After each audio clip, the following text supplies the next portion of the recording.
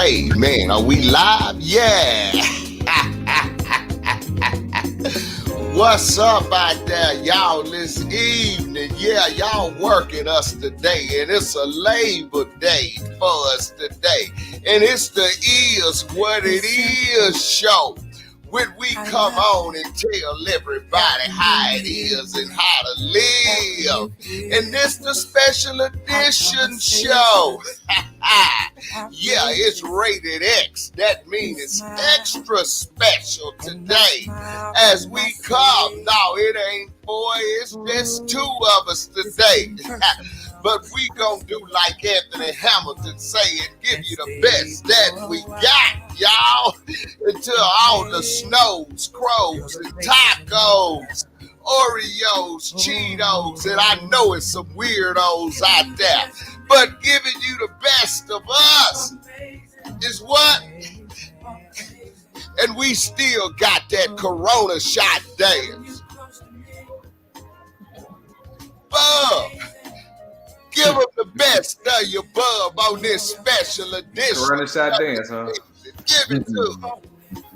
Corona shot dance. That's what's up. That's what's up. Yeah. Okay. All right, let me get adjusted here because the camera moved on me. See what's going on. Man, what's happening, man? You good? I'm straight. Okay, you good? He good. So, like Rev said before, this is a special edition. It's special edition number 2. As we all know, I'm in the process of training and riding this bike ride coast to coast for cancer. And in saying that, I can elect, I guess, the people who I want to ride for. And this is a special one here. It's like a big brother to all of us in the neighborhood, and just my boy. Just he's the barber with the magic hands. And saying that it's my big brother Celvin Walker, which he has had a process with cancer to where I want to just to educate people on what's going on and the mindset you need to have to beat certain things, if not cancer, other things in your life. Well, this is something that definitely I want to just get his story out of him and see the process he went through, so we all can relate to what's going on with cancer. To where that's why I'm enlightening myself, so I have more to think about while I'm riding this bike ride coming in 2 weeks.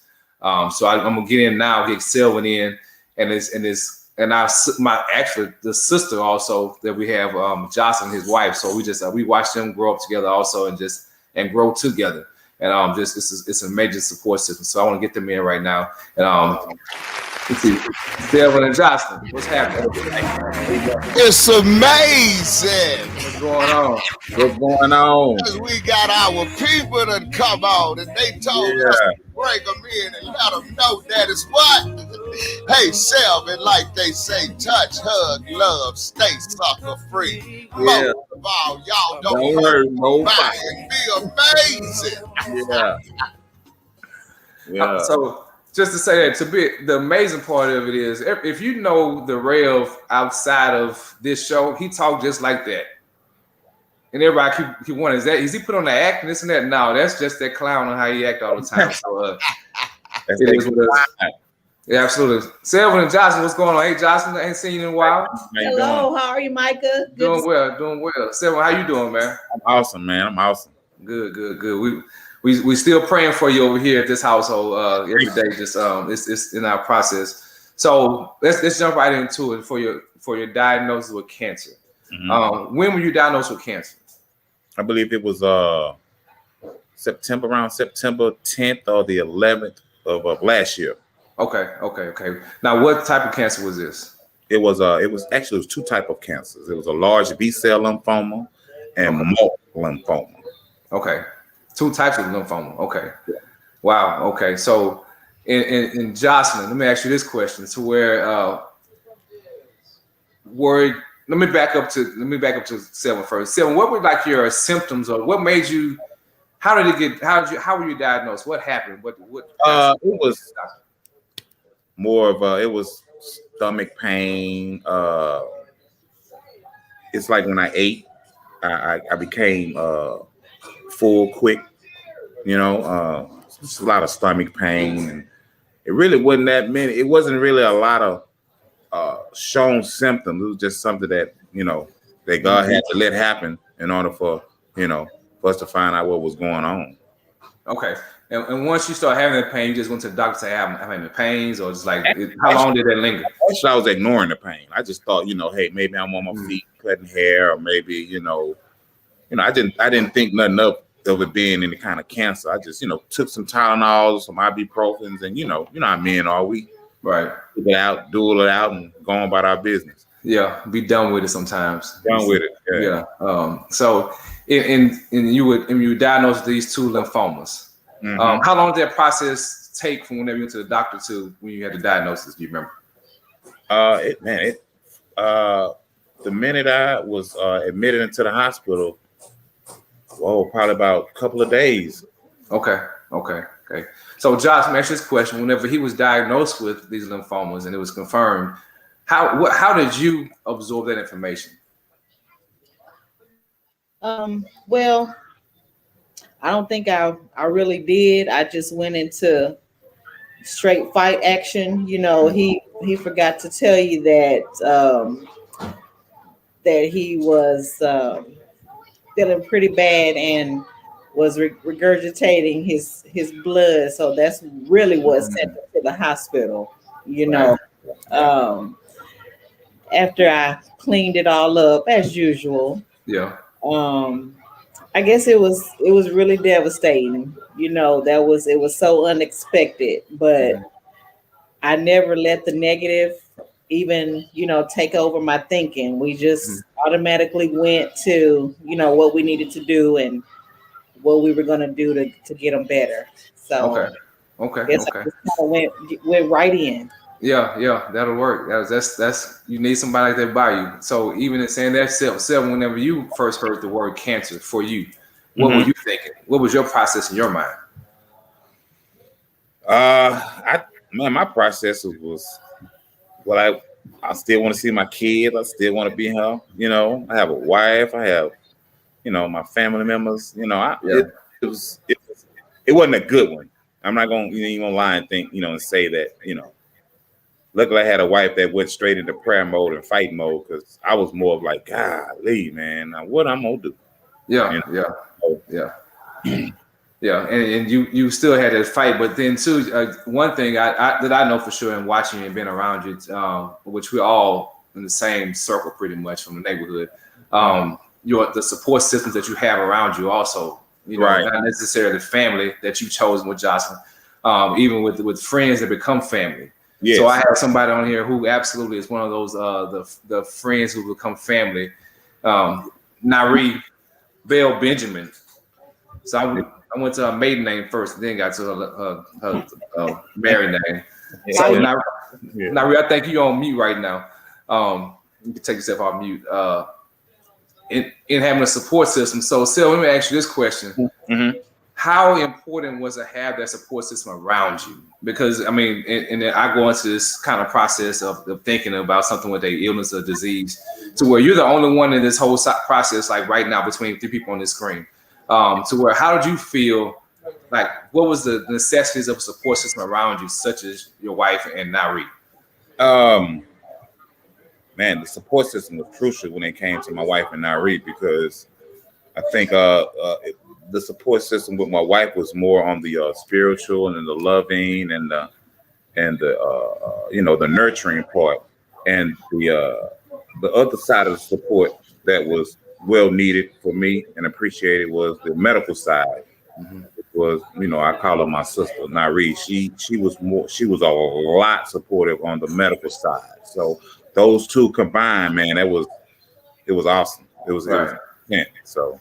Right. So IIWII, welcome, and I'm glad you got on. We have an opportunity to have you on. But in going forward, saying the medical portion of it, or even just a friend, you hearing a friend get diagnosed with these 2 types of lymphoma, how did you feel, especially having the medical experience and all, but also having somebody so close to you, such as a brother, to have this go through this process in their life? So with my medical background, I'm a pediatric hematology oncology certified nurse. So hearing the word cancer really doesn't scare me. But basically, from a family and a close friend perspective, we went straight into prayer mode immediately, first and foremost. But the most important part about having cancer is, first of all, acknowledging cancer, accepting what you have, and then we figure out what we need to do. And Jocelyn was very good with that part as far as being spiritual. She made certain everything we did, everything we discussed. We prayed about it, we discussed everything, and you utilize your resources. And being a registered nurse of such a field, I have a lot of resources that was able to help us also troubleshoot some of the barriers that we went through to help Celvin overcome his illness. Good. So you had an inside link, Celvin, that I really didn't realize you did. Yes, sir. So where you had the key. So even let's dig into that more now, Reese. So whenever you found out the diagnosis, how did you have to talk to Celvin to make her understand the process of it? Well, actually, talking to Celvin was kind of challenging because his whole conversation was whatever you think, whatever you say, talk to Jocelyn. Yeah. But basically, I just wanted to keep him lifted. During that time, it was kind of like we were going through COVID and a lot of different things were going on. So basically, just keeping him abreast, just keeping him lifted and keeping him connected to what was going on outside, trying to take his mind off of it, because Celvin actually, and his wife could attest, he kind of went into a shutdown mode initially.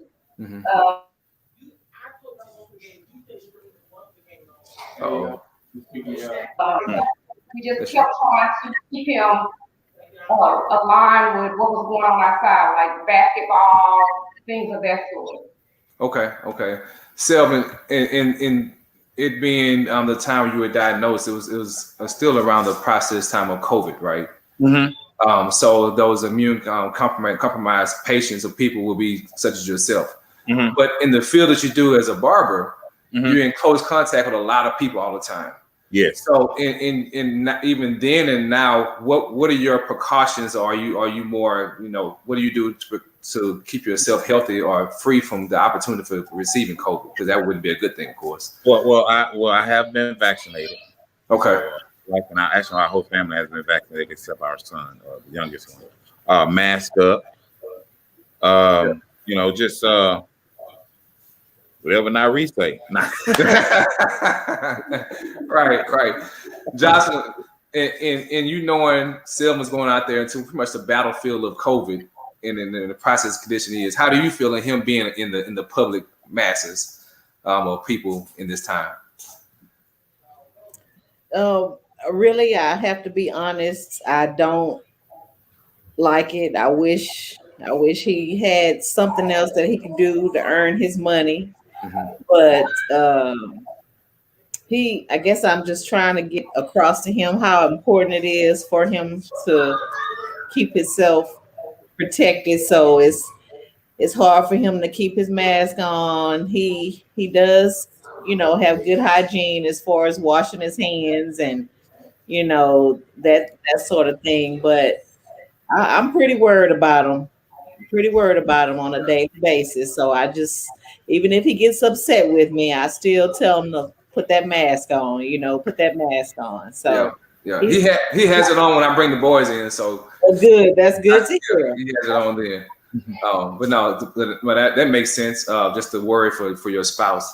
And saying that. So what thing for all three of you all, Nyree, Jocelyn, and Celvin, and to where I watched you all as I've grown up, and you all have always been tight and solid people.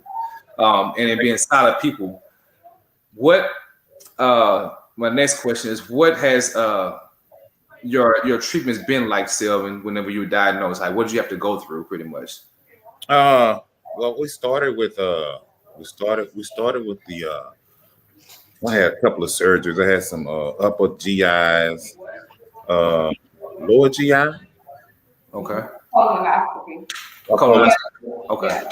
Yeah. And then from there we did the chemo. Okay. Which it was. Oh no, I'm sorry. We had the port. We went and got a port.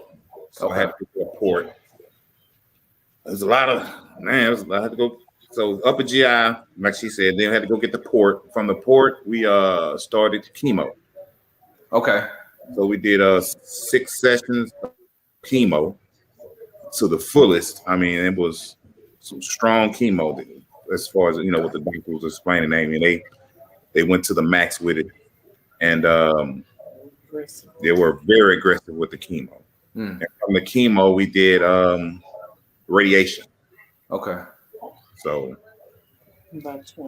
about 20 sessions of radiation. Wow. Okay. So, and this, I may know the answer to this already. So, what was the hardest part of your treatment? Chemo. So, what are they having you do now after your treatment? Really just taking a couple of taking some meds, pretty much. That's pretty much it, because cancer free. Yeah. So, absolutely. Yeah. So even let's go to that. So you're cancer free. So let me ask you this question: what did this mean to you? Getting a chance to ring that bell. Oh man! What was in your mind right then, taking that picture? Glory. Yeah. Hallelujah. Yeah. Absolutely. So even the days building up to ringing that bell, what were your thoughts? So like, did it open up a different future for you? What happened with the? It opened up a lot of things. It opened up the relationship with my wife, my kids, with my sister, her husband, and her kids, because they walked through that with me as well. Her kids and her husband. We were real close. So it opened up a lot of understanding about life and how not taking it for granted. Being the best you can be while you're still here. Take care of yourself. Listen to people as well. I definitely taught me how to listen. So did it work, Jocelyn? She's like, yeah, right. What else? Yeah, no. So even Nari, and you knowing your brother ringing his bell, how did you feel when he rang the bell? Oh, Lord God, like he said, they called me as soon as he went into the bell ringing moment, and tears of joy just fell. Yeah, they did. Yeah, absolutely. So, Jocelyn, this is a question that only a wife can answer. What advice would you give to someone who's going through the process of assisting somebody with cancer, or even lymphoma and treatments and all that stuff? You definitely have to keep your faith. It's hard for us sometimes. I guess I can speak for myself, when we're going through challenges, but that's definitely what kept us going. A lot of patience. It may seem like things are moving too slow, but it's definitely in God's time. You gotta have your patience, and I guess just communicating, kind of trying to figure out exactly, what to say and when to say it, to kind of keep the spirits going. Okay. So this will be close to the end of my last question. So Celvin, because when you say you first diagnosed, it was like, I want to see my kids, kind of the terminal things, like the end of this, but then you had to go through a process. Okay, you know what? I'm going to beat this. Right. So do you remember the time when you figured like, hey, I'm going to beat this, and you went and you made it happen? What was it? What switched the gear for you?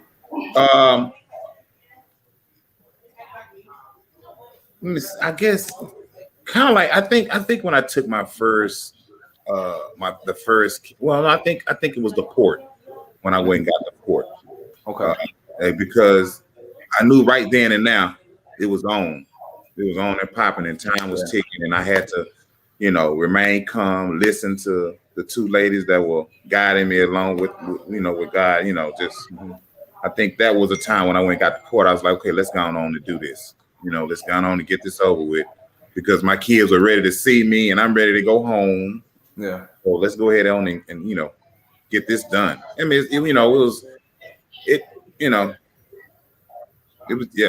that's what happened. Yeah, that's around about that time, man. It was time to go do it. I laying in that hospital, wondering what's going on. It was time to just go ahead on and face the music and do what I had to do. Yeah. Now, Reed, I'm gonna ask you one last question. In your background, with patients with cancer and things going on, so what would be your advice for somebody who has who's either just diagnosed or going through the process, or even at their finish, what somebody in the cancer process, what would be your advice to them? My first advice is stay away from Google. Google does not have all the answers. And the first time somebody gets diagnosed with something, they want to revert to depend on Google. And not everyone's case is the same. Trust those that are working with you. You have a team that's built up around you to support you, to give you all the information you need. And let that be your resource, your physicians, your nurses, your social workers, all those people that are involved in your care. Let those be your point of contact. Not what someone else has experienced, not what someone else has done, not all the other herbal treatments they may have worked with someone else. Depend on those that are highly involved with your care and know specifically what you're dealing with, what your outcomes could be, what you're going to be faced with. Because there's always some in between that next person don't know, and Google didn't know it either. Okay. Yeah. I know I came with her with a couple of little hood remedies, and she was like, "No, you better not." Right. You better not. So, all right, man. Yeah, she was right. Yeah, she was right. It's the research and everything going on. Yeah. So this is my final question, Celvin. I'm riding this bike ride coast to coast for cancer, and I want to ask you personally: can I ride for you in that bike ride? Most definitely. Definitely, Doc. Cool. That'll work. You and thinking about the good times we've had before together. I'll be riding, thinking about you for that. When I'm going over that mountain somewhere, my 200 something mile, I'm thinking about Celvin. So man, I gotta go because my boy over there, So I really appreciate that, man. I definitely appreciate you. No problem. So Jocelyn and IIWII, thank you all for getting on. He's my big sister's big brother. Because I'm gonna say little brother because I'm gonna let y'all be old. Okay. Yeah, let us, because you're gonna get it. Yeah, I'm gonna get that one day. I'm working on it. How about you say sister and brother, not big or little, right? Yeah. All right. My sisters and brothers. So it's all good. We got it. But thank you all for doing this. This will mean a lot to people to see it and even see all of us together to where people know us. So we definitely want to do that. So if anybody's looking at this, make sure you like and share and just get the information out. It's an opportunity just to help somebody else. So I want to thank you all again. So we go chime out of here and we out. Thanks a lot. Thank you, Micah. Thank you. We love you.